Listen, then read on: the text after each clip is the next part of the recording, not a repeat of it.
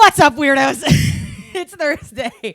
My name is Sarah, and I am joined, as always, by... I'm Mackenzie. And I'm Chris. And this podcast is for weirdos.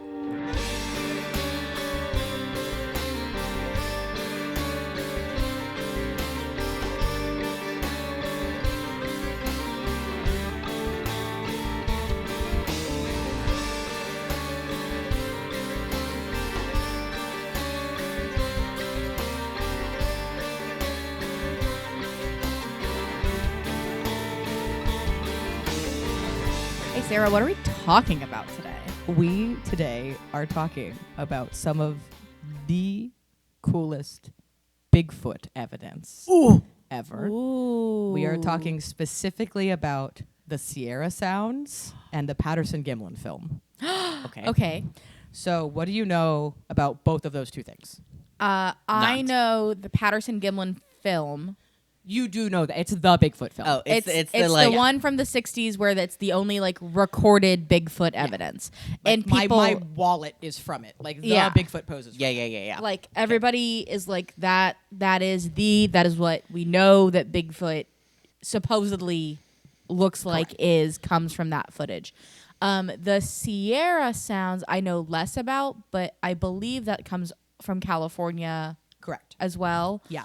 And that is like where we've gotten the most of like audio evidence of Is that the Bigfoot. like knocking? It's whoops and it's calls. vocalizations, it's knocks, it's like the Bigfoot noises. It's like that's where we've gotten like what I think is considered classic Bigfoot sounds. Okay.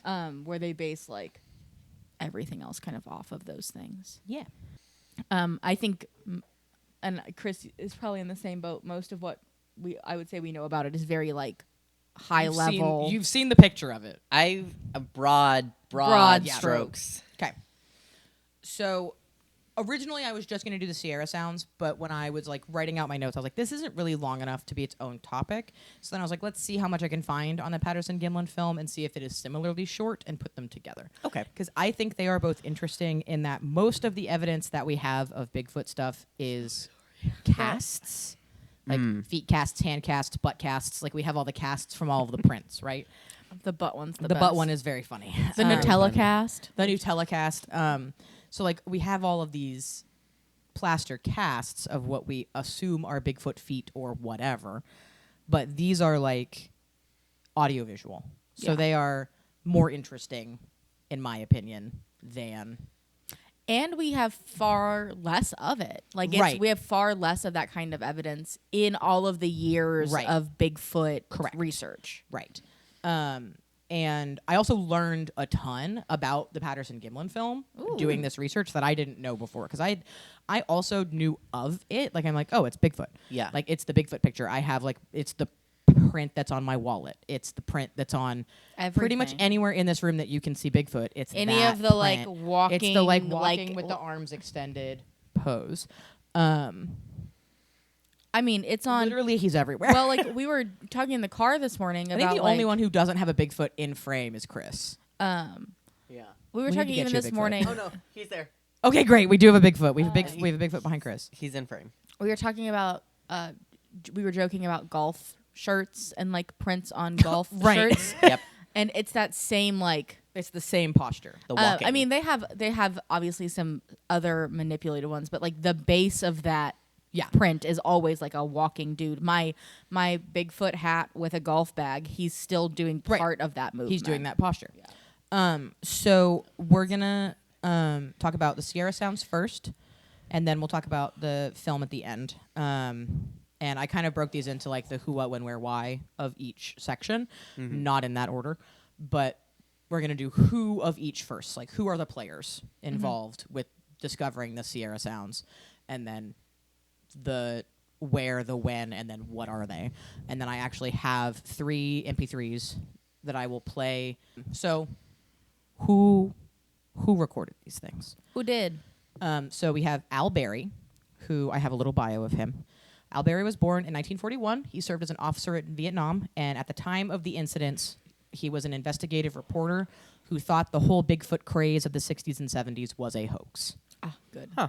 He went on the expedition in 71, which is when all of this happened for the Sierra Sounds, in an attempt to find evidence of that hoax. He had a degree in science and considered himself a skeptic. After the events of the Sierra expeditions, he was responsible for extensive study of the recordings as well as spearheading other Bigfoot research. He believed in what they had found and said that it would have made the story much more interesting if they could have figured out how someone could have pulled it off. He passed away in 2012. So Alberry's no longer around. But that's like a cobbled together bio from a bunch of different sources that I made for him. The other guy, I ripped this bio straight from his website. Good. Okay. So this is how he is presenting himself on his website. So the other guy's name is Ron Moorhead. Okay. So it's Al Berry and Ron Moorhead are the two gentlemen for the Sierra Sounds. Ron Moorhead is an adventurist, a positive someone who loves life but often lives it on the edge. As a scuba diver, he swam with the hammerhead sharks, has been filmed in Mexico's Pacific Ocean riding the backs of giant manta rays, and has been a safety diver for the filming of right whales in Patagonia. As a private pilot, Ron has flown his own aircraft from the Alaskan bush to the Costa Rican jungle. Besides traveling to the ancient Mayan civilizations in the Yucatan, he has also flown into remote jungle areas of the Chiapas in southern Mexico on an anonymous Mayan discovery expedition. What he saw was thought to be one of the last remaining strongholds of the Mayan people. He has ventured into western Nepal's Suklafanta Wildlife Reserve to help assess the tiger population, explored the jungles of Bardia on elephants, and been in the wilderness of Siberia looking for evidence of the Russian Yeti. He has made 2 trips in South America exploring enigmatic structures and the non-human remains of the pre-Incan people. So like the non-human remains meaning like ruins and stuff. Okay. I don't know why they said it like that. Why the fuck did they say it that way? It's the monsters. Over the The critters? Over the years, Ron has been interviewed by several radio programs and has been televised by the BBC and other learning channels. He was a guest speaker at the Darwin Museum in Moscow, and for years he has given presentations at symposiums. What? Why wouldn't there be? I didn't realize there was a Darwin Museum in Moscow of all places. And Yeah, I was just Moscow like- was kind of weird. and I went. a little bit Sorry, out of left I was field. having like. No, you're good. I was just like, a Darwin Museum. Like my brain was trying to compute the fact that you said Moscow with Darwin Museum because I would have assumed you would have been like in London. There's England. In England, there's a Darwin Museum. Nope. That's very cool. Moscow, Please Russia. Continue. He's given presentations at symposiums and conferences about his Bigfoot/Sasquatch experiences. He's openly shared his knowledge and accounts with others. His book, Voices in the Wilderness, chronicles his 40 years of researching the enigma. Besides his book, he has produced 2 CDs with actual Bigfoot vocalizations, focusing on the interaction he and others had with these forest giants. Wow.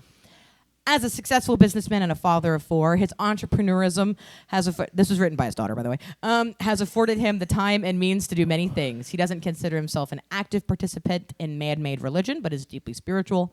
Besides being a gifted entertainer and musician, his incredible life as a speaker has taken him worldwide. Unlike most of our culture, Ron has learned to live with nature on its terms and not attempted to conquer it. His story, which is true, like he is an adventurer in the like, I'm gonna move around the trees, I'm not taking a machete kind of vibes. His story about Bigfoot Sasquatch is a chronicle that has drawn much attention over the last 40 years. It is a true story, and he says that it has been the biggest adventure of a lifetime. That's sweet. That was written by Rachel Moorhead, Erica, his daughter. So he's still with us. He's still out there. He has written Get him on the several pod. books. We'll talk about his books at the end. What? Get him on the pod. Yeah, we'll call him. Be like, hi, we're a podcast and we're poor. Can you come talk to us? Yeah. So that's the Who. So we've got Al Berry and Ron Moorhead.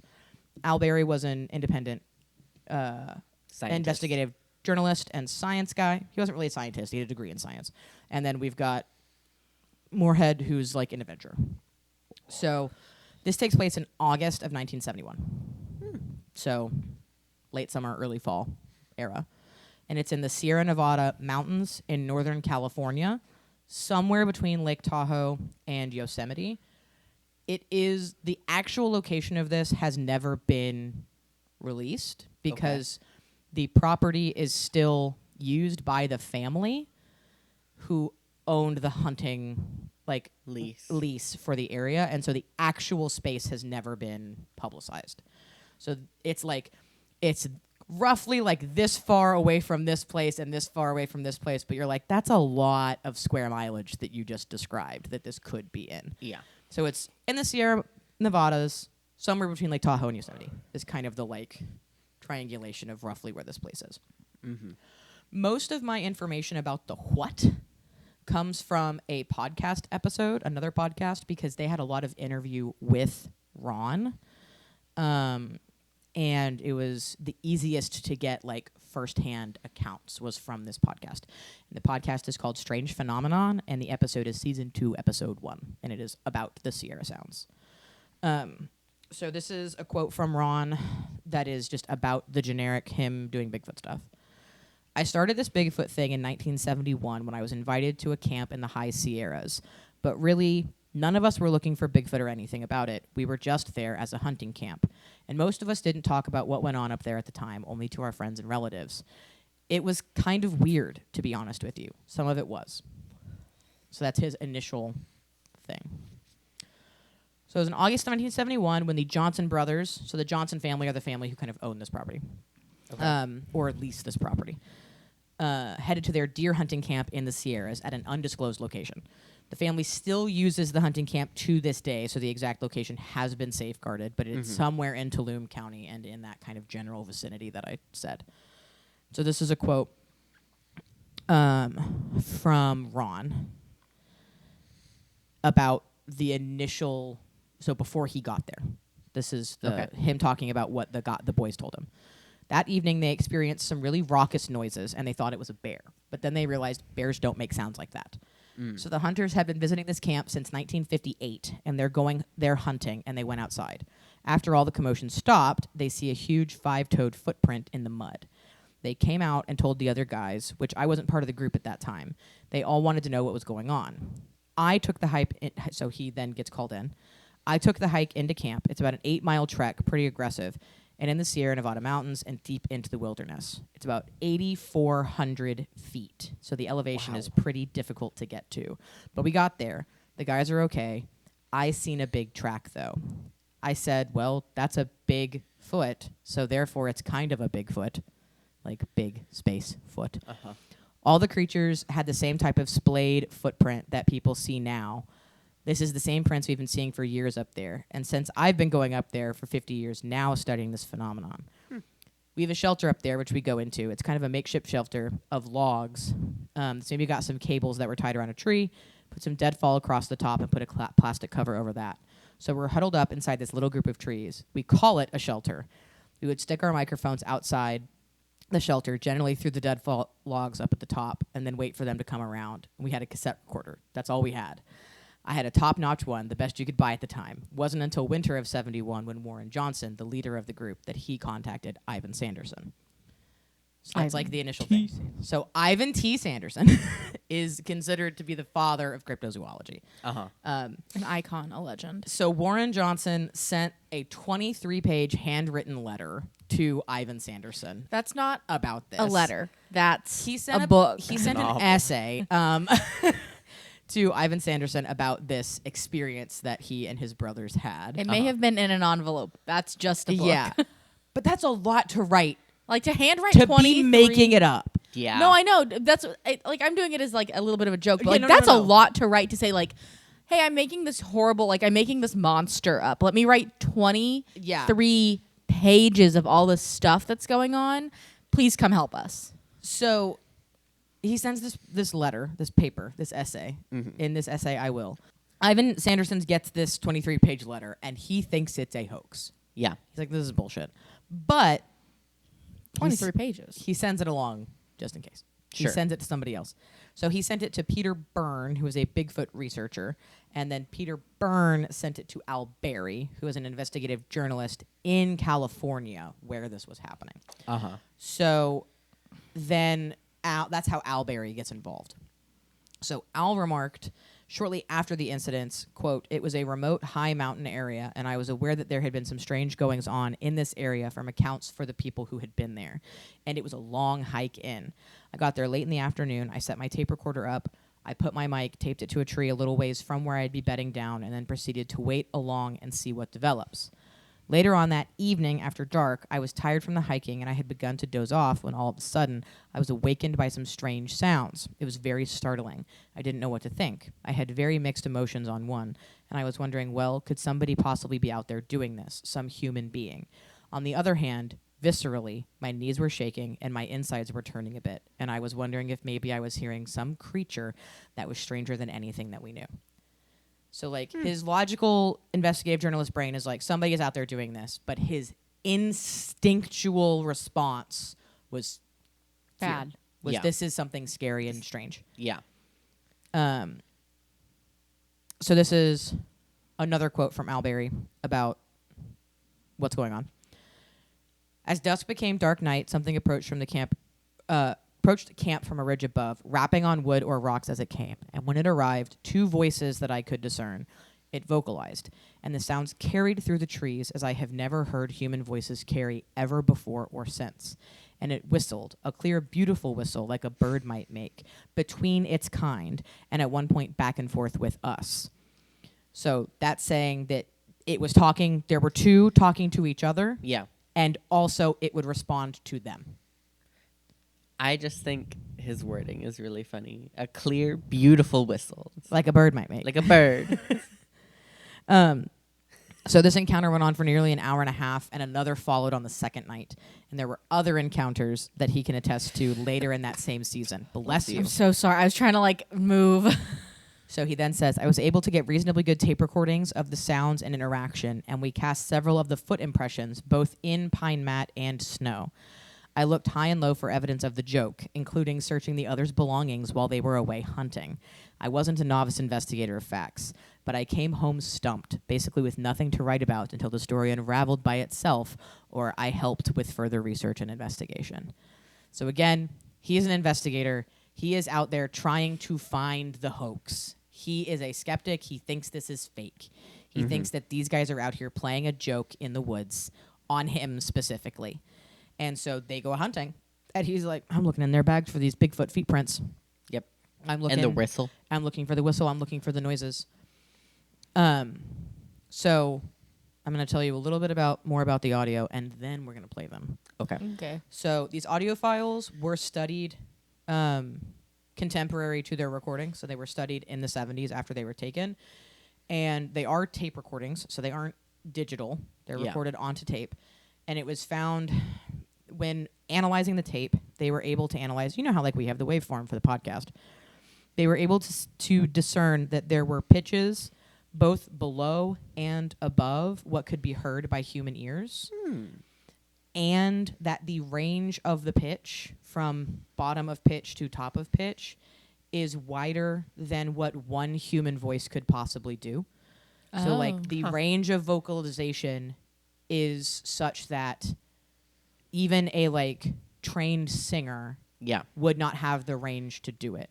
Like the lowest pitch that we can hear is a pitch that a human could make. Yeah. But that same human would not be able to make the highest pitch that we can hear. Right. And the range goes past what human ears can hear. So they are making these, whatever it is that is making this sound is making sounds that we cannot hear. Yeah. There's also some sounds that I'm a little skeptical of, but those sounds are very clearly two different voices talking back and forth.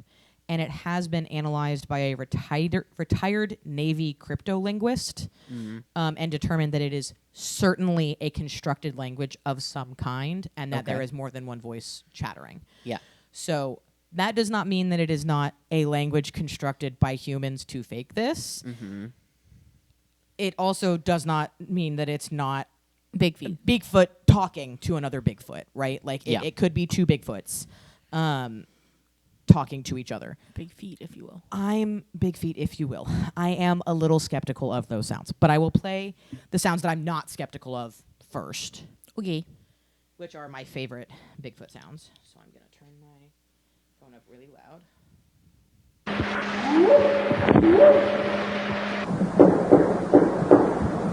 So that's the knocking.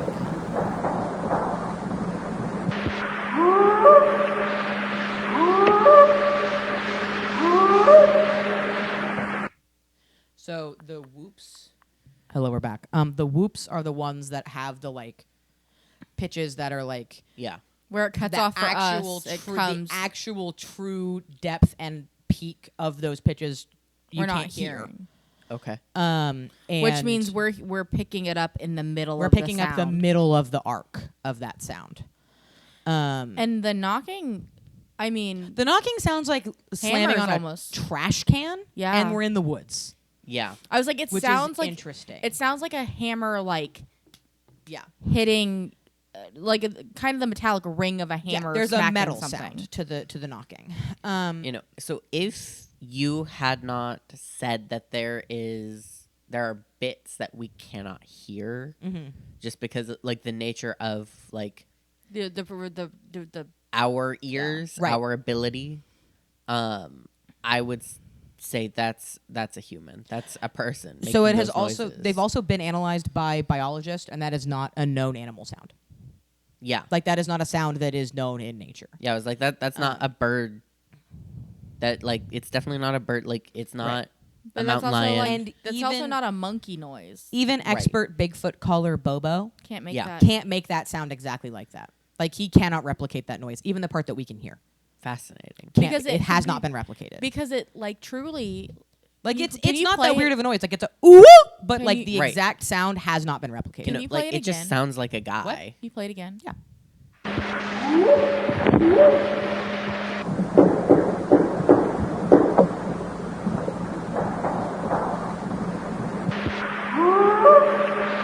That one.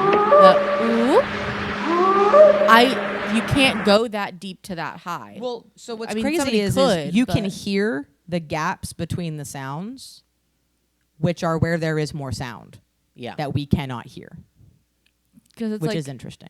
Yeah. to me. also re-listening to it, less metal sound. I think it's rocks. It sounds like when you smack rocks It could together. be rocks. It's also reverberating weird because they are in a canyon. Right, Yeah. but I'm just saying, like, there is a kind of like a, I think less hammer sound, more like smacking a rock sound. That's fair.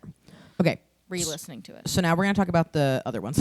Okay. Yes, sorry. So the other two are called they're called the samurai sounds. Okay. And this is why I think that they are far less.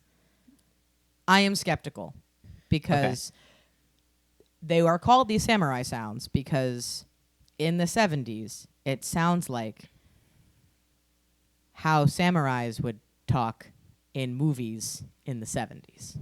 Okay. So just yeah. So this one does have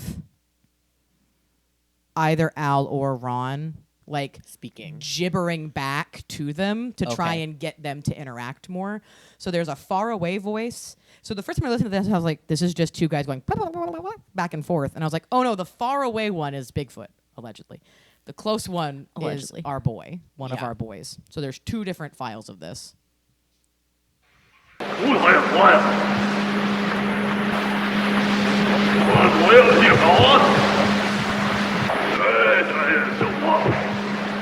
Can So we- that one is just the single voice. It Can does. I- It does sound. Oh no, Hanagama. It, Do you does- have? Is it in your research? I haven't posted it. No, it sounds.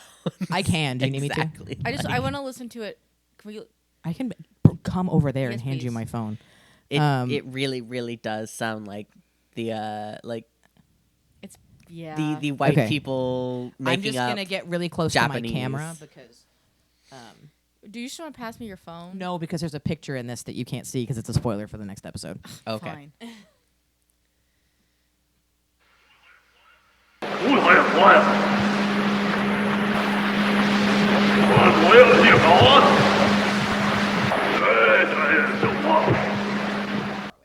Okay. So that one is all just allegedly Bigfoot. Okay. The other one, the next one has one of the guys talking back and forth because he also speaks in English and goes like, "I'm trying to get him to talk to me" or something along those lines. Okay. So this is the last sound file that I've got.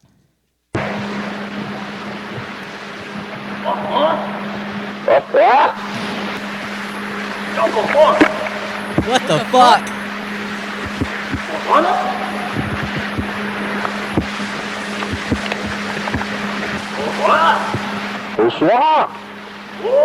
Right there, I just see movement right through there. So he said, "Yeah, I think I can hear them right through there." Is like the last bit of that in English that's like whispered into the microphone. So Sit back. I'm skeptical. I'm skeptical. That doesn't feel.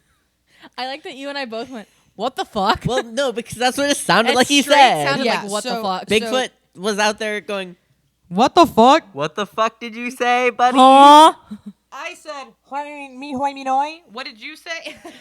What the fuck was that? Like it literally sounds like guys out there going me hoy me noi. It does. Except for deeper and more like fake Very- samurai. Yeah. Yeah. So that is I would love to re-listen to them when we're done and like I put can it really close to Yeah, my I can also ear. play them on my computer for you because I've got them on my computer. So we can do Whenever. that It doesn't way, have to be in this. It's just like hearing it's very clear something is talking. Something is Something talking. is making a Something noise. far away from the microphone is making a sound, and something and then there's a guy. and then there's a man going.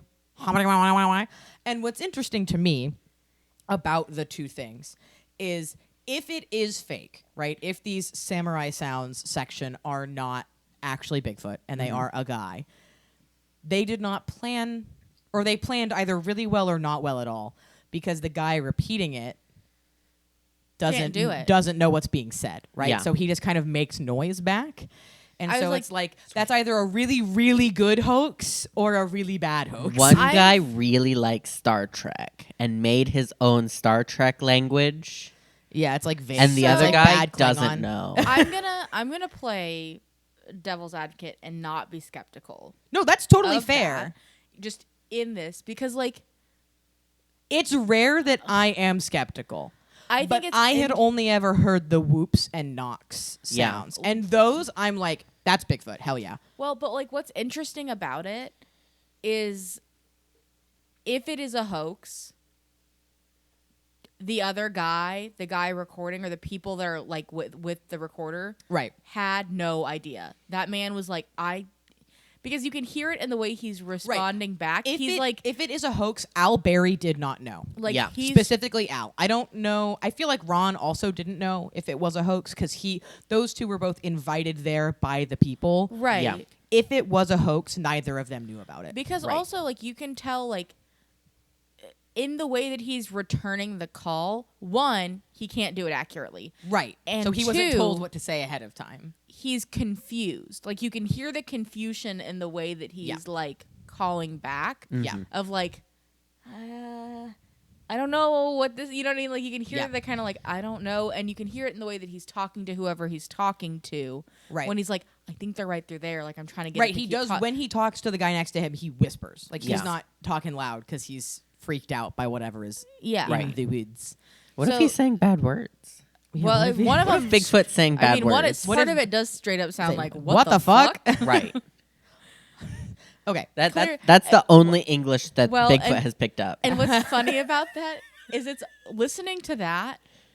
Can you imagine in the woods just hearing? What the fuck? I'd be like, um, hello? You hear like, ooh, woo, ooh, woo.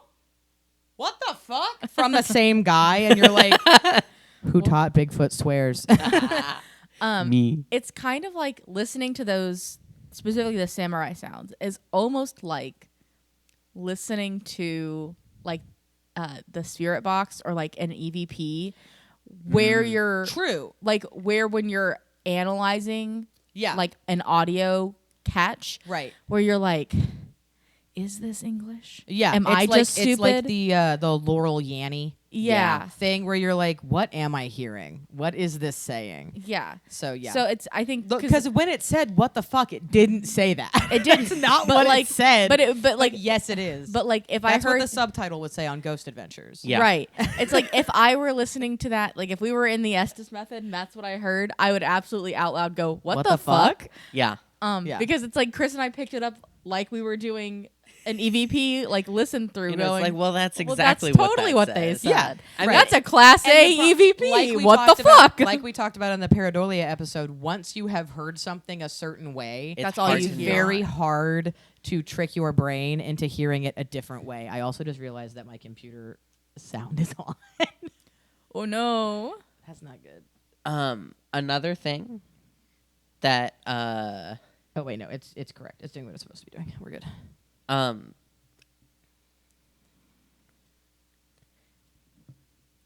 So like Bigfoot in this area Yeah. has heard people speaking. Right. And so while we both heard that and said that, he said, "What the fuck?" Right. He could have heard other people maybe see him and go, "What the fuck?" And then he's just parroting that. He's parroting that with his accent or Right. It's like learning. Like, I don't speak Romanian. right. I know every word to the Numa Numa song Yeah, exactly. Numa.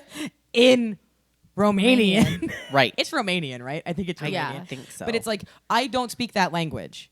I can imitate the sounds with my mouth to sing that song. Exactly. Bigfoot 100% could be mimicking the sounds he heard with his Bigfoot mouth. yeah. With his Because Bigfoot maybe mouth. with his Bigfoot mouth. With his Bigfoot mouth. Because maybe he saw or heard the other, like, the people Uh-huh. and we're like, "What the fuck?" Right, he was Are you parroting. doing? He was parroting what has happened to him, where he saw something he didn't know what it was, and was like, "When people see me, they go, 'What the fuck?' I'm going to do that now. Maybe it's a greeting. Yeah, maybe it's a greeting. Maybe, Maybe they're that's- saying hello. Maybe that's Hello. to me, it's me hoiminoi, but to them, it's what the fuck." Also, yes, all Bigfoots are Doodle Bob now from SpongeBob. Me hoiminoi. Jesus Christ. So that's kind of all I've got for the Sierra Sounds. It wasn't a big deal. Like it didn't Patterson-Gimlin film, right? It didn't Yeah. become a piece of the Bigfoot lore because it is so easy to just be like, that's just guys. That's just a guy. That's just guys, right? That's It's- just dudes being bros in the woods. It's very Yeah. easy to just write it off, right? I don't think we should.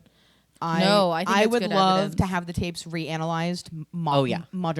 yeah. Modernly. With modern technology. I wonder if the physical actual tapes still exist and I- what quality they are. I don't know for Kept those. in. I do know for the next one. And the Okay. answer for the Patterson-Gimlin film is it is lost. It's gone. Damn. The actual first recording of the tape is gone, which is a bummer. That is a bummer. Yeah.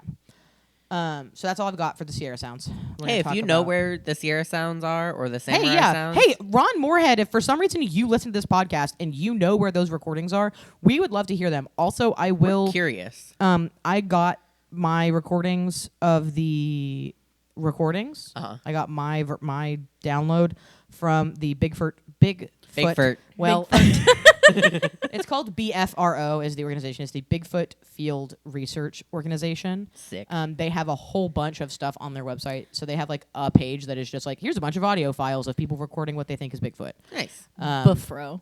And so it's got those 3 files on there from that expedition and a bunch of other stuff too.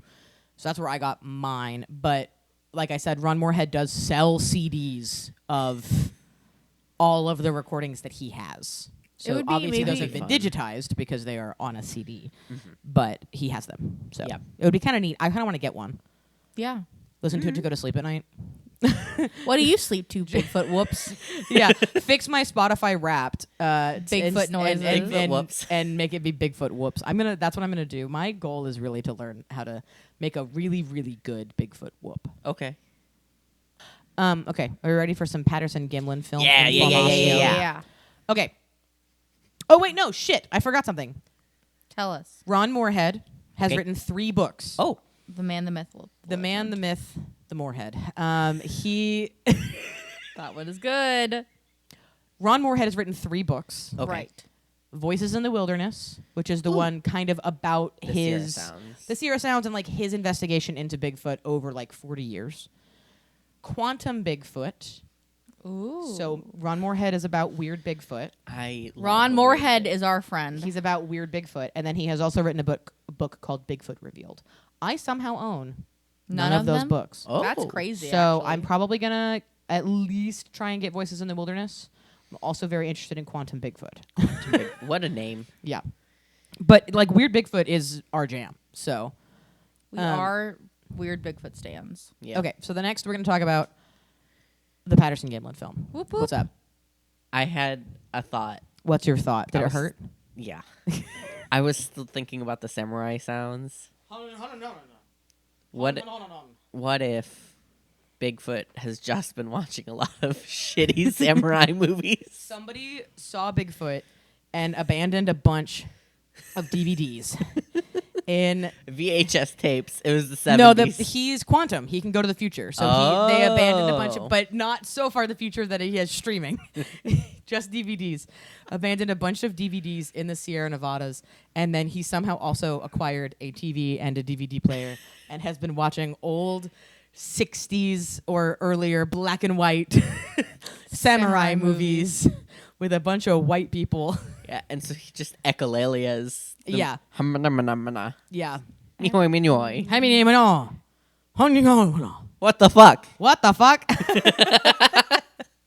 Okay, we can move on. Sorry. All right, Patterson-Gimlin film time. Same kind of breakdown: the who, where, when, and then what. Got it. So the who, believe it or not, there is a guy named Patterson and a guy named Gimlin. Crazy. And we are going to be referring to them by last names because one of them is named Roger and the other one is named Robert. Yep. Yep. Patterson and Patterson and Gimlin. Gimlin. So first we're going to talk about Roger Patterson. See, I've already done it, and this is why I said I was never going to use their first names.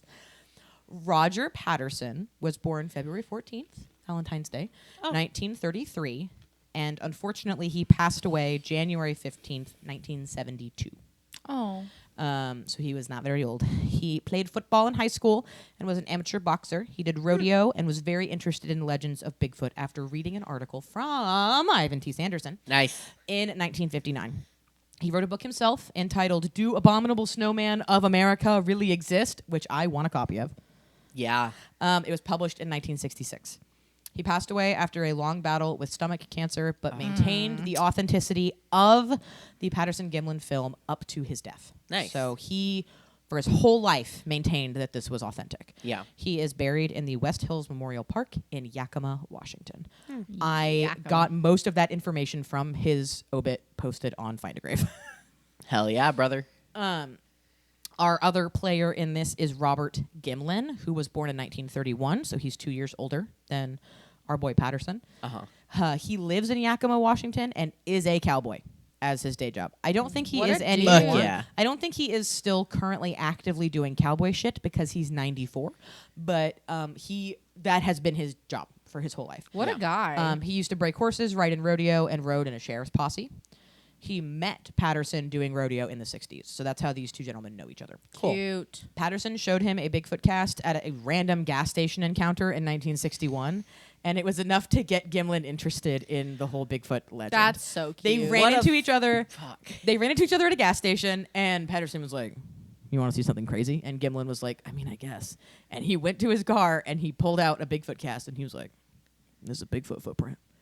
He doesn't sound like that. They're from Washington, but he was They're like, cowboys. "This is a Bigfoot footprint." And Gimlin was like, "Hell yeah, brother." Hell yeah, brother. So a couple years later, when Patterson would call and say, like, "You got to get me up north." And by up north, I mean down south, because they're in Washington and they're going to Northern California. But you got to get me down there. There's been Bigfoot shit going on. Gimlin was like, "All right, cool." Okay. Let's go. So Gimlin is still alive, and at this point, he does occasionally tour the country and go to conferences and talk about the Patterson-Gimlin film. Immediately following the incident, however, he did not talk about it publicly. So he kind of has, in his old age, taken up the mantle as the Bigfoot guy, but he did not like being the Bigfoot guy when it first happened. That, to me, is a sign of authenticity. Right. Whenever people are like, I don't want to be associated with this, really. I don't want to tell you about the weird shit that I saw. Right. But then later, when people are like, it's fake, him being like, No. well, the other guy died, so I guess I kind of have to like be the guy who talks about it now. Yeah. So to maintain the honor of my friend. So it's a little bit of a stretch to call them friends towards the end of Patterson's My life. acquaintance. So I think that they were friends originally, and then I think that Patterson went a little bit crazy Okay. with the publicity Sure. and the veracity with which he defended this. Okay. And it got him into a little bit of hot water, which we'll talk about kind of towards the end of this, because this is a bigger deal. I have more information about it. Yeah. So the where of this one is Northern California, also, specifically in the Six Rivers National Forest, even more specifically along a tributary of the Klamath River. So Okay. it's like along a tributary of that river is where this specific filming happened. Great. Great. Right. So in 1967, this is where people are like, hoax. Is Okay. this. In May/June, so somewhere end of May, beginning of June of 1967, Patterson began filming a docudrama about a group of men tracking Bigfoot Okay. based on an older account of an actual Bigfoot encounter from 1924, which will Okay. get its own episode. Like that instance is a huge, crazy thing that happened in 1924, and it will get its own episode. But so he was making. It wasn't a documentary because he couldn't really make a documentary about a thing that happened 40 years previous with what was available to him in 1967. Uh huh. So it was more of a like docudrama Sure. situation. But because of that, people are like, this thing that happened in October is fake. Okay. Because it's the same year Yeah. that he starts filming this, like, it's like a pet project that he's like, Yeah. I'm going to sell it to Hollywood and we're going to make $1 million on a Bigfoot movie. Yeah. So the film that we are talking about was shot in October of 1967. Uh huh. So same year that he's filming this docudrama. I can understand Right. the Like, skepticism. I'm not saying that the skeptics are incorrect to be skeptical of this behavior. Yeah. However, everything about the physicality of how this video is filmed, because I'm going to show you guys the video, Mm-hmm. I don't think that it's fake. I think that it's odd, but I don't think that it's fake. Mm-hmm. Is where I'm at. Sure. And also, just as an aside for like people that have maybe never listened to us before, Hi, if this is your first episode, wild. Hi, welcome. What a place to start. you are generally far warier of video Oh, claims. yeah. Like you as a person are far more you are less likely to believe somebody when they say I have video blah blah blah. I will believe a story in a heartbeat. If you tell me you saw Bigfoot, hell yeah, you did. Yeah. If you tell me you have video of Bigfoot, no, you fucking don't. Yeah. Like, so like I don't fucking so believe like you. for you to say if you showed me video of Bigfoot, I would watch it 400 times to be like, this is weird. That pine cone's weird. And my specific reasoning for thinking, like, I have a fucking eyelash in my eyeball. I have a very specific reason why I don't think that this is a hoax, and it's very silly. But I will tell you, the creature in the video has big breasts. titties. Okay? Okay. This is a lady Bigfoot. Why you're telling me two white men in the 60s hoaxed a lady Bigfoot? Okay. Yeah. You're telling me two white cowboys in the 60s Hoaxed a lady. hoaxed a lady a Bigfoot? lady Bigfoot. You think that they were progressive enough that they were going to put the first Bigfoot on film and it be a woman? Wrong. Incredible. And that alone is enough for me to be like, it's not a hoax. They would not have put the thought into getting, where are they going to get a female Bigfoot costume? Lady Bigfoot. Bigfoot A with lady boobies. Bigfoot. Because, like, we'll watch the video. I don't know if I can put the video into the podcast because I don't know where I can download it. I have been trying to find it. Right now, the place that I can find it is Wikipedia. I mean, we can always drop a link. Yeah, I can drop a link to it. The video starts like 2 minutes into the clip that is on Yeah. the Wikipedia. But like, I watched it and I went, because like it's turned like this when it's walking, and I was like, that has like a me silhouette. That thing has breasts. Like that has boobs. Yeah. Huh? They're gonna buy a gorilla costume. They're not gonna. Yeah. Anyway, Well- that's like one. That's like the. There are many other things, and I'm like, it's not hoaxed because of XYZ behavior and like these things. But I'm like, they would not, unless they're freaks. Which the evidence that I have of these men is not that they are freaks. I mean, they are cowboys. Yeah, but they're not they're Washington Cowboys. They're not like freaks. All right. The what? We have moved. We're on the what? God damn it. I opened something on my computer. Okay. In October of 1967, October. Patterson and his friend Gimlin, so they are friends. They're friends at this point. We're an opposite of an enemies to lovers. We're lovers to enemies. Yeah, Yep. we're friends to lawsuit. It's push and win. We're friends to we are friends to posthumous lawsuit. Woo! Damn. Patterson and Gimlin set out for the Six Rivers National Forest in far northern California. They drove in Gimlin's truck, carrying his provisions and 3 horses. Patterson chose the area because of intermittent reports of the creatures in the past and of their enormous footprints since 1958. His familiarity with the area and its residents from prior visits may also have been a factor in why they went. Like, they were going Bigfoot hunting. They were looking for Bigfoot. Yeah. In that area, there were very, very recent reports of tracks, which were investigated by journalist John Green. Not that one. I was like, hello? Not that one. Bigfoot hunter Renee. Time travel. Yeah. Bigfoot hunter Renee DeHinden and archaeologist John Abbott on and after August 28th, 1967. So it was like a couple of months previous. They had found these prints. It was reported to Patterson via his wife soon after by Al Hodgson, who owned a store nearby. So Al Hodgson told probably his wife, and then his wife told Patterson's wife, whose name is Patty, which is hilarious. Her name is Patty Patterson. And Patty told Patterson about these things. So it's a very, like, through the grapevine, he found out about these tracks and was like, we have to go film there. them. Like, we got to go look. We got to go film. Literal faux af, but that everybody knows everybody in the chain. Yeah. Everyone there. It's like, this couple is friends with this couple, and that guy told his wife, and then his wife told his wife, and then She wife told told him. him. Yep. There you go. So Gimlin at this point wasn't 100% sure if he believed in Bigfoot. Sure. He was like, I don't know. Reasonable.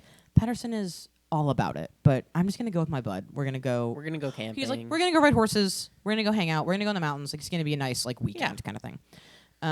They took rifles with them, but Gimlin agreed with Patterson. Patterson insisted that they not try and kill one of these creatures. That's good. A little bit of an environmentalist. Respectful. Yeah. So, as their stories go, right? So these are like their account of it. In the early afternoon of Friday, October 20th, Patterson and Gimlin were riding generally northeast upstream on horseback along the east bank of Bluff Creek.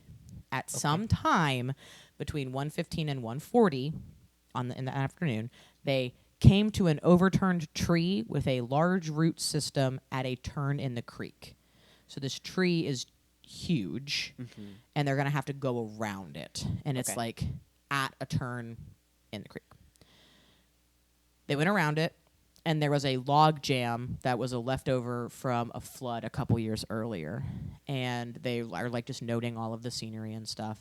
And they spotted the figure behind the log jam, like at the same time that they figured out that they were like, huh, weird, log jam, what's that? Was kind of how that went down. It was either crouching beside the creek or standing on the opposite bank. They were shocked and couldn't quite figure out exactly where it was. And they don't have video of this part. Patterson initially estimated that the creature was 6'6", between 6'6" and 7 feet. And later he said that it was probably about 7.5 feet. Later analysis by an anthropologist have suggested that his estimate was about a foot off and that it was probably about 6 foot, between 6 and 6.5 feet tall. Okay. Based on the video of it. And Gimlin's estimate was that it was about 6.5 feet tall, which is still pretty big. Yeah. But to your point, if that's a girl Bigfoot, it would make sense that She's a little smaller. she's a little smaller. Well, it depends on if... Well, no, because apes... Yeah, I was female apes are smaller than male apes. So if we're making the assumption that Bigfoot is an ape like we are, my brain was like, but girl birds are bigger than boy birds. But it's not a bird, it's an ape. Right. Like there are certain kinds of animals where it's like, no, the females are bigger because they hold egg or they hold baby or whatever. Hold egg. Hold egg. Hold egg, hold baby. Hold egg, hold baby. Yeah, but no, apes, that is not the case. So yeah, she would Right. be a little bit smaller. Because, So, I yeah, mean, but if 6.5 feet is still very large. tall. But I mean, like most. Especially since this is the 60s. Yeah. Remember, the average height of men is still not 6 foot modern time. And it Yeah. certainly wouldn't be a woman in a costume because women Right. were even smaller than that. Unless she's like holding On the head up with her stilts? arms, and then there's somehow the arms are moving. Yeah. Like it would be very hard to hoax unless you're an unnaturally tall man for the time, Yeah, or a quite tall man for the era. a quite tall man for the era, or you're in a costume on stilts of some kind. Yeah, and it doesn't walk like someone does on stilts. It does not. No. So the film shows what Patterson and Gimlin claimed was a large, hairy, bipedal, ape-like figure with short. This is where it gets kind of shitty. Is they're like, I don't know what color it was, silvery brown or dark reddish brown or black hair covering most of its body, including its prominent breasts. Because it's a woman. You got titties. The figure in the film generally matches the description of Bigfoot offered by others who have claimed to see one. Sure. I think based on looking at the recording that it's closer to like a reddish brown or like brown, like a true brown color. I think that the times when it looks black is because of Shadow. also it's recorded in the 60s, so like the Yeah. color is wonky. And I mean, for them to not be able to distinctly identify the color would They're tell scared. would tell me that it's less of a hoax, because if it was hoaxed, you'd be able to be like, They'd be like, we bought a brown costume. right, like It's brown. it's brown, or it's whatever. Yeah. And they wouldn't be going, it was this, but it might have been that, because also they're looking at it from a distance in a terrain that they're not used to necessarily. So and that like silvery brown could be like the lights hitting it. Right. And Like so, the it sun- looks a little bit more well, silvery. and if it's next to water reflecting off of like light reflecting off of water. We are by a creek. It is October, so we've got that kind of sun. We've got a fall sun angle. We've got it's midday. This happens at like 1 o'clock in the afternoon. Yeah. There are all excuse me. There are all kinds of things that could cause the fur color to look different at different moments. Yeah. And then also They're scared. weird Bigfoot. Yeah, they're freaking out. And weird Bigfoot. Oh, and weird Bigfoot. It could be changing color. It could be changing colors. It could be changing color. Could be So- flashing in and out of the quantum. Right. Yeah. It could be not all the way there sometimes. So Patterson estimated that he was about 25 feet away from the creature at his closest. So he never got closer than 25 feet to Okay. it, which is still pretty fucking close. That's still really close. Um, That'd be close enough for me to be shaking in my boots. Let me tell you, the film's not stable. He's shaking. He's wiggling. So he said that his horse reared upon noticing the creature. Same. Yeah. And it took him about 20 seconds to get himself out of the saddle, control his horse, and get his camera out of the saddlebag before he could run towards the critter, which he did. He fully is like, I gotta get this. And in this situation, I am Patterson. I'm like, a weird thing, let's go. And you guys are Gimlin being like, I'm gonna stay on my horse. Yeah, it's like I'm staying on the faster animal. Yeah. Removal from the horse? I think not. So he yelled, cover me, to Gimlin. So he's like, get your gun out, Yeah, just in case. just in case. Yeah, you're running towards a huge ape. That's like running towards a gorilla. Yep. What the fuck are you doing? Oh, let me Filming run- it, that's what he's let doing. me- let me run at this thing that I don't know what it is, and I don't know how or if it can hurt me. It's time. Just if this is my time, it's my time, is what Damn. Patterson's doing. Yeah. So Gimlin crosses the creek on horseback. So he gets a little bit closer to the creature, but not very much. He just goes across the creek. And Patterson is sprinting down the road. Great. Scrolling down. So the figure walked away from them to a distance of about 120 feet before Patterson began to run after it. So it's a little bit away before he's like, I got to get over there. And he starts running. So the resulting film is initially quite shaky until he gets about 80 feet from the figure. And that's when we get the cutie little Boo. where she like looks over her shoulder at them. And at that moment, Patterson collapses to his knees. He's taken aback by her tits. Terror. No, he's just like, It looked at me. He later characterized the creature's expression as one of contempt and disgust. You know how, and then this is such a like very specific reference. You know how when the umpire tells you one more word and you're out of the game? That's what it felt like. And I'm like, Patterson, no, most people have never been almost kicked out of a baseball game. Yeah. But She looked at him and with she said, if contempt you and come disgust. one more she said, if you step, take I'm one more killing step, you. I'm ripping your head off your shoulder. I was like, I can picture that face because I've probably made it. Yeah, At like men. like she looks over her shoulder and is like, "What the fuck are you doing?" And he's like, "Ah!" So shortly after this point, the middle steady portion of the film begins because he's on his knees, and this is when we get the actual like good recording of it looking back over its shoulder, like, is it still following me? What the fuck is going on? According to Where's that Patterson, naked little guy.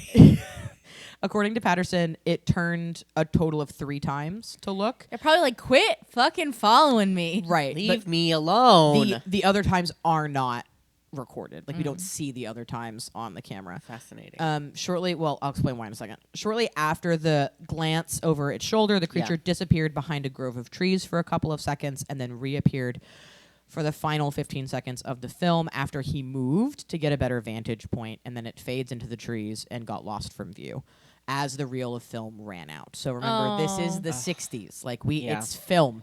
You can run out, and it did. So one thing that I think I need to say for people who watch this film, because if you watch it, you're going to be like, this is clearly fake and edited. There's lots of cuts. Those are not cuts. When you are recording on a video camera that is film in 1967, you have to hold down a button to record. It is a trigger. And you hold down that trigger to record. If you are sprinting towards a Bigfoot, your finger is not going to stay on the trigger. So there are a bunch of little random cuts that are a shaky, shaky man letting off of the trigger of the video camera. It is not edited. It is not cut. It is not any of that. It is it is the nature of the film. And it is so funny because that argument of it being fake did not come up until like 2010s armchair cryptozoologists were like, well, I'm actually, and I was like, hey, dumb fuck, learn how a camera works. Yep. From the 60s. It's not a digital camcorder where you hit a button and it just records until you're out of space. One, it's a film that I think has 4 minutes of total time that you can record on this reel of film. 2, you have to hold the button down. Yep. It's the 60s. It's 1967. You have to hold down the button. So I just wanted to get that out of the way. Hey, Bigfoot, I know you're listening to this. Bigfoot from 1967, you're still around because you're just one entity. And you're a lady, we now know. Mm-hmm. So, Bigfoot, man or bear? That's it. Bigfoot is Mother Nature. Okay. Weird Bigfoot. The rest of the episode's over. We're only talking about that now. So, Gimlin had dismounted his horse at this point because he was like, I'm going to get off my horse if I have to shoot the gun. Yep. So that way the horse doesn't freak out because not all horses are gun broke. Right. And so he then got back on the horse and he followed her on horseback from a distance until it disappeared around a bend. Fascinating. Very good. About 300 yards away. So there was a bend. It went around the bend. Patterson called him back, feeling vulnerable because he didn't have a gun. You come back, please. I'm on my knees, man. Me. Well, so because they were like, this is clearly a female. Yeah. He was worried that there might be a male Nearby. that would be nearby, and he doesn't. That's have, probably like 8 feet tall. Right, and he's like, I don't have a gun. Yeah, my gun's with my horse, and my horse is not with me. Help me! I was a dummy and got off my horse. Yeah, so and I left my gun. the entire encounter lasted less than 2 minutes. Okay. From initial sighting to And you know fading what? into obscurity. That 2 minutes was probably highly traumatic. The worst 2 minutes of both of their lives. So they round up the horses. He gets the second roll of film out of his saddlebag, and he filmed the tracks because there are also casts from this encounter. The men then tracked. They also named her Patty, After his wife? I guess, Yeah, man, look at for a couple of miles, but they lost the tracking in the heavy undergrowth. They went to their campsite 3 miles south, picked up plaster, and returned to that site, measured the creature's step length, and made 2 plaster casts. They found the best quality right footprint and the best quality left footprint, and they cast those. So the best quality impression that they could find of each foot, they Got made it. a cast of. Okay, so now we're going to talk about the aftermath. What happened next? In the immediate aftermath, so like we have like a short term and then a long term aftermath sort of situation. Immediately, Patterson and Gimlin's stories varied in small ways. So where exactly they first saw it, how many times it turned to look at them, roughly how big it was, right? Sure. Many skeptics point to this as evidence of a hoax. Okay. However, defenders of the film and me point to this as evidence that there isn't a hoax, because if it was a hoax, they would get their fucking story straight before they came public with it. Yeah. They would be like, okay, it was exactly 6.75 feet tall. It was brown. It had big old titties.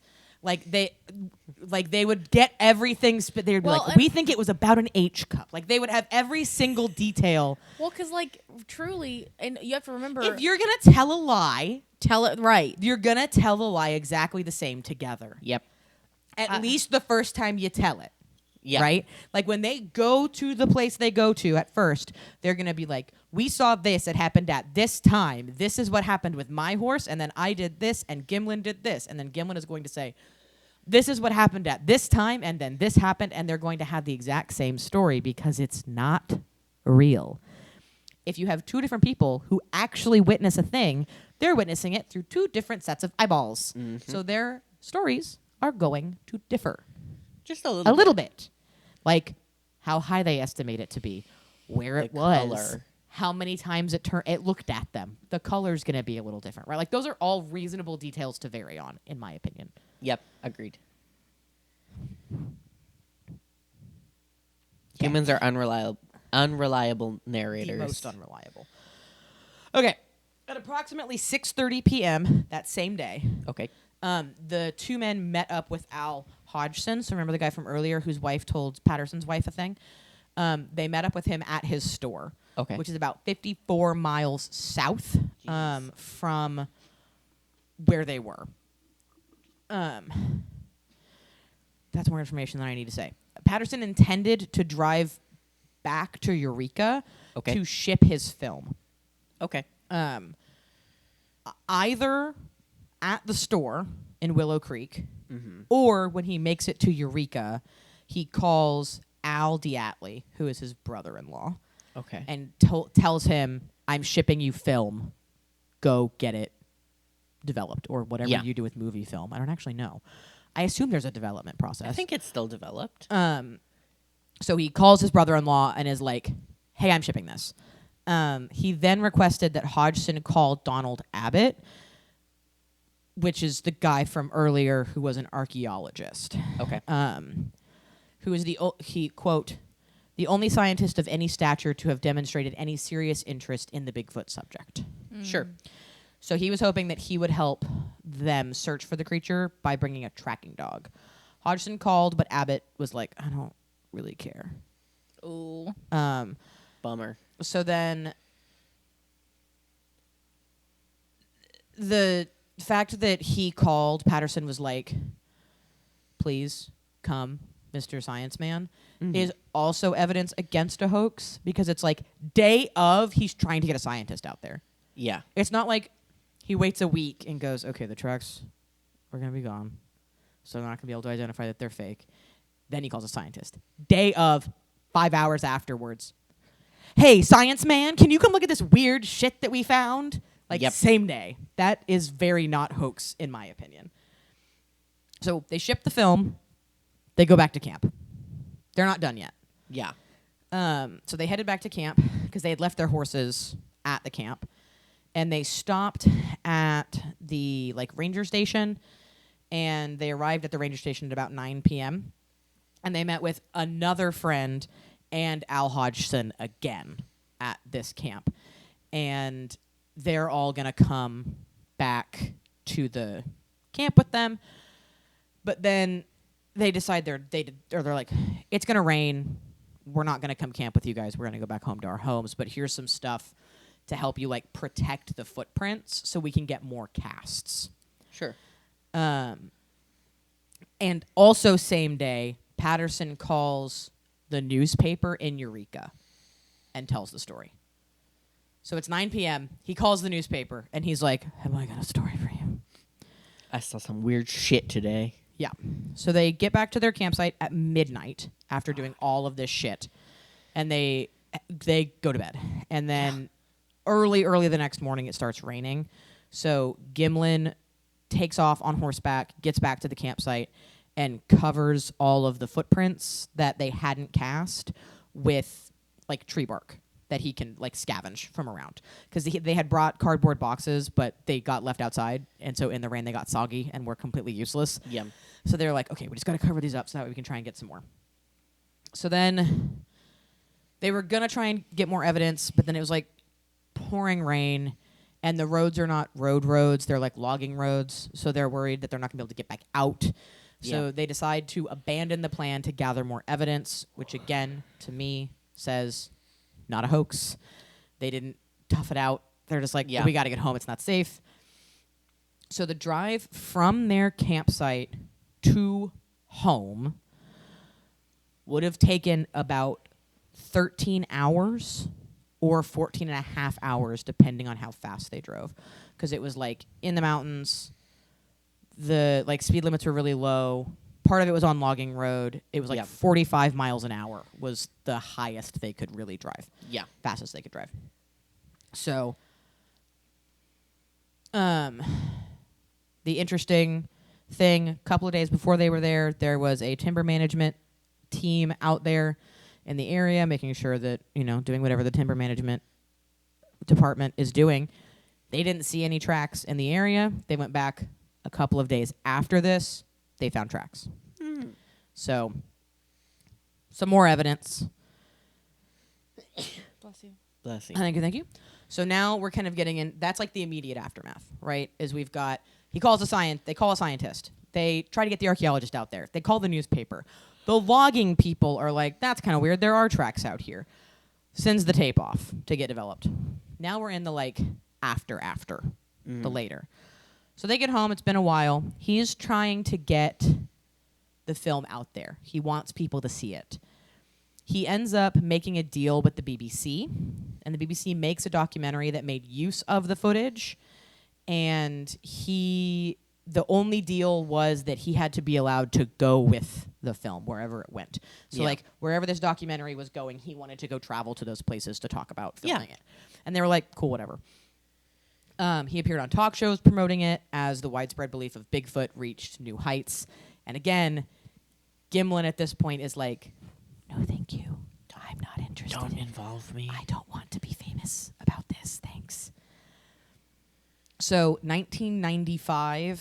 Hey, you came on the scene. I came on the scene, and some bad shit starts happening. So again, remember, Gimlin died in 70, or not Gimlin. Patterson died in 72. Yeah, he died. So not long after this, the film was in 67. Yeah, he died 5 years later. 5 years later. Cancer. Wow. Bad. So 1995, after almost 3 decades later, Greg Long, a technical writer for a technology firm who had a hobby of investigating and writing about Northwest mysteries, started years of interviewing people who knew Patterson, some of whom described him as a bit of a con man. So this is another reason why in the 2000s it became really popular to be like, it's a hoax, it's fake. Yeah. Because he did some shady shit after. Sure. So a couple of folks suffered financially from their dealings with him, and 21 small local creditors sued him, as well as through a collections agency. He had a habit of taking out loans for things and not repaying them. The camera that the footage was filmed on, he had rented from a little equipment rental place in his hometown in Yakima, and he had leased it for a month, and he had kept it for 5, and so he had a warrant out for stealing this pretty expensive video camera.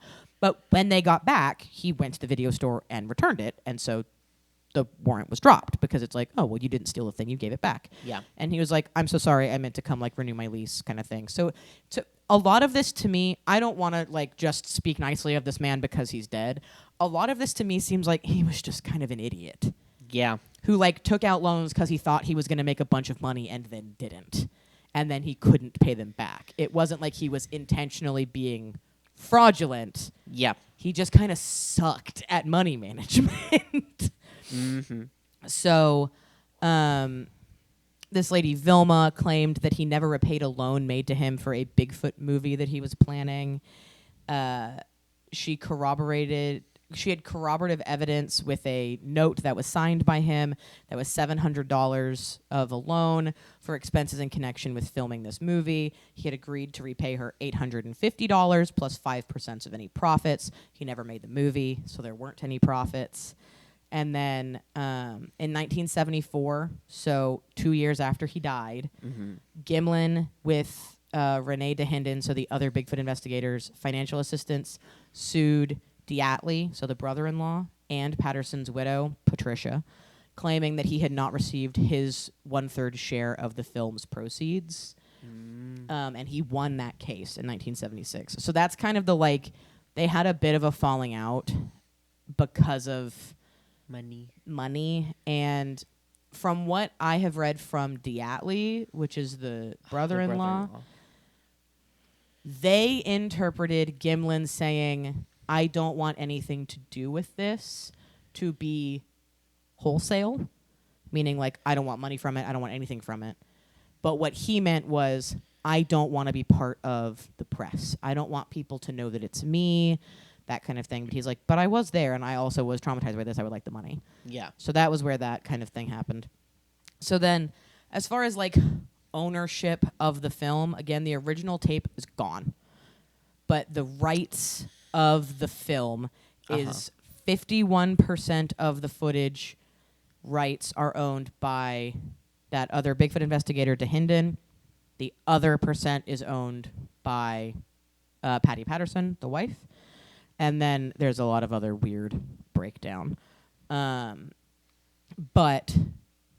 some of DeHinden's rights have been bought out by Gimlin, so he is getting paid now whenever it is put in things. And he's still with us. He's 94, still kicking. Bigfoot ain't got him yet. She ain't got him. She ain't got him yet. So now I'm going to show you guys the vidya. And then like to see hopefully I can clip it into the episode somehow. So this is when he's running. Oh, and there she is. He's running again. Oh, he's running. Yeah.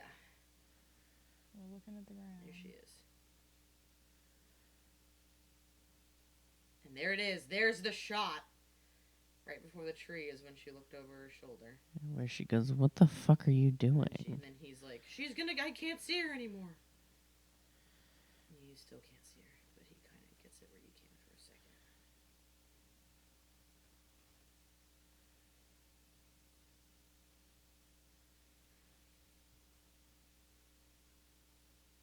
There she is, in the middle. Very small, because she's in the distance. There she goes. Can I see the first bit again? Because I couldn't see her in the first bit. Yeah. I could not tell where she was. That's fair. Okay. So, she's roughly once it clicks to it, no, she's not in there yet, because I didn't get to the exact right spot. So she's right there. Okay, yeah, I see her. And then he freaks out, and she's still kind of centrally located in the frame. and then he panics and runs, and then she's right in the middle again. Yeah. And then, boom, there it is. There. So yeah, and then she disappears behind the trees. Also, the way that she moves, you can't hear me on the pod. Right. Also, the way that she moves through the trees. The way that she moves through the trees is also giving weird Bigfoot to me. Like, I know it's a 60s camera. Go back to my chair now. Ooh, don't fall.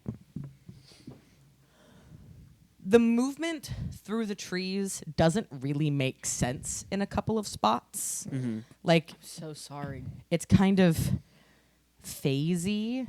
Yeah. So that kind of gives weird Bigfoot to me. The thing... I had something that came up while I was watching it again, and I can't remember what it was. The thing that was interesting to me that reads not hoax to me, she didn't give a fuck. She's just like, Right. okay, bye. She didn't give a fuck. He 'Cause, like- couldn't keep her centered in the frame. He didn't know where she was going, or like once she went behind the trees, Yeah. he had a hard time re-getting her Well- on screen. And the other thing is like, if previously you'd been making this docudrama about this Bigfoot Right. experience, you would make it scary, and the thing would be coming at you to attack you, Right. not nonchalantly like boogieing away. Right. She's going to work. Leave her alone. like she's just Yeah. like, I'm on a mission. I don't want to fuck with you. Or Bye. she's like, look, I live over there, and over here is where I go to the bathroom. Do you mind? I have to pee. I gotta go potty. Quit looking at me. I gotta go piss, girl. Leave me alone. GPG. What do you think? So that's everything I have. I wanted to cover the two fun things that I am like, these are really fun. They're very controversial.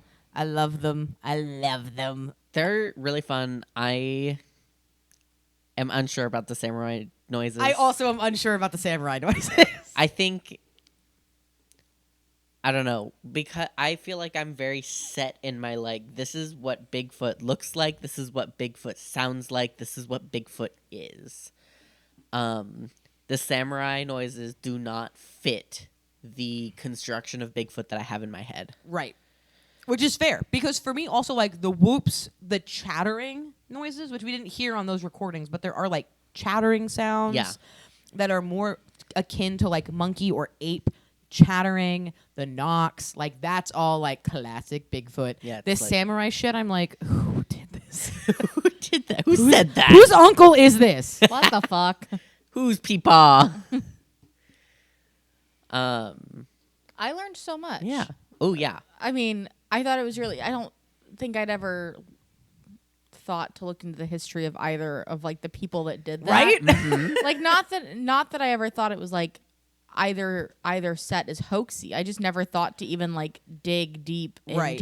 into it, and to know that like Patterson and Gimlin weren't They weren't besties. besties. They didn't.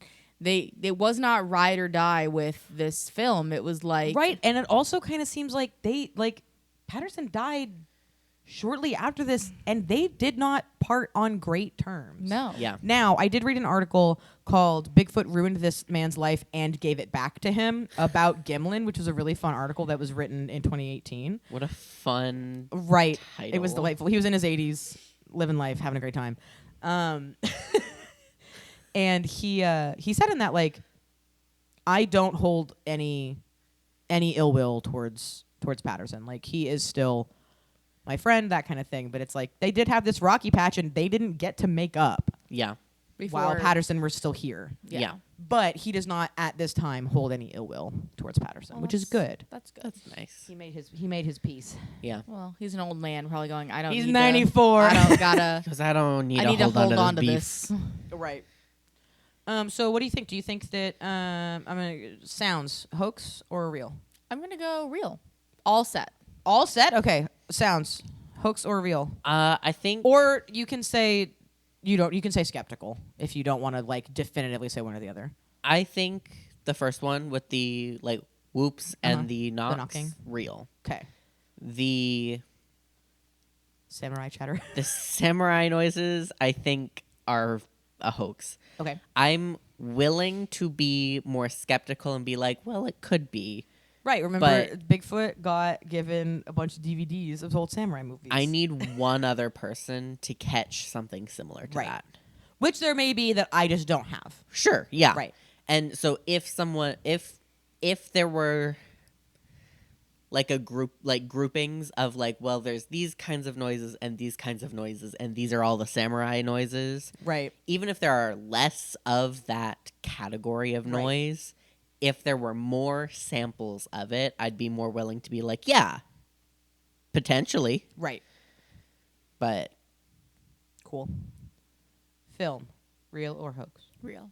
Real or hoax? real. That's Bigfoot. That's Bigfoot. Bigfoot. That's Bigfoot. She out there. She living her best life. And maybe like, remember we talked about it in the Paranormal Ranger. Maybe it is different. Bigfoots look different regionally. Yeah. Sure. But Paranormal Ranger also talked about kind of a quantum Bigfoot, quantum phasing situation. Because I remember when we talked about that. I love this movie so much. I want to just like, I wish you could get a whole film tattooed. You need the motion, the like flippy book like Yeah. thing, As a tattoo. but as a tattoo. Yeah. Layers of skin. Gross. Never mind. I said it and I hated it. Sorry.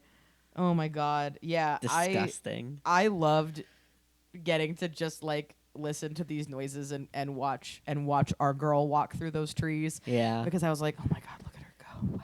We should go to there. Gaslight, gatekeep, girl boss, Bigfoot. We should go That's to the there and episode camp. The Sierra Nevadas, I would love to go there. Yeah. Just in general, I would love to go to there. Girlfoot. That Agreed. region. But I think But we also, should like, go there's a- to there. Yeah, I mean, that one is like in a national park. So Yeah, and like we can just know go. we It's can really- I follow know that river. pretty much exactly where it is. Yeah. What we learned from this, Girlfoot. Girlfoot. Bigfoot, girlfoot. Gatekeep. Bigfoot, girlfoot, gatekeep, Bigfoot mouth, girl boss, gaslight. All right, I think that's everything that you need to. I genuinely think that's everything you need to know about the Sierra Sounds and the Patterson-Gimlin film. Normally, we're like, until we find out more. I don't think there's really more to learn about these, unless like Gimlin comes forward and was like, there was a man inside of a monkey suit. We faked it. Yep. And he's 94 years old, so that's got to happen. It's got to be a deathbed Soon. confession. Yeah. I don't think we're gonna learn any more necessarily about these pieces of information, these pieces of evidence. Yeah. And I hope you guys had a good time. Yeah, Yeah, that it was was fun. I like amazing. that. I hope you were excited to Yeah. get some weird shit. Mm-hmm. Okay, see you next week. Bye. Bye. Thanks for listening. This podcast is for weirdos. Are you a weirdo?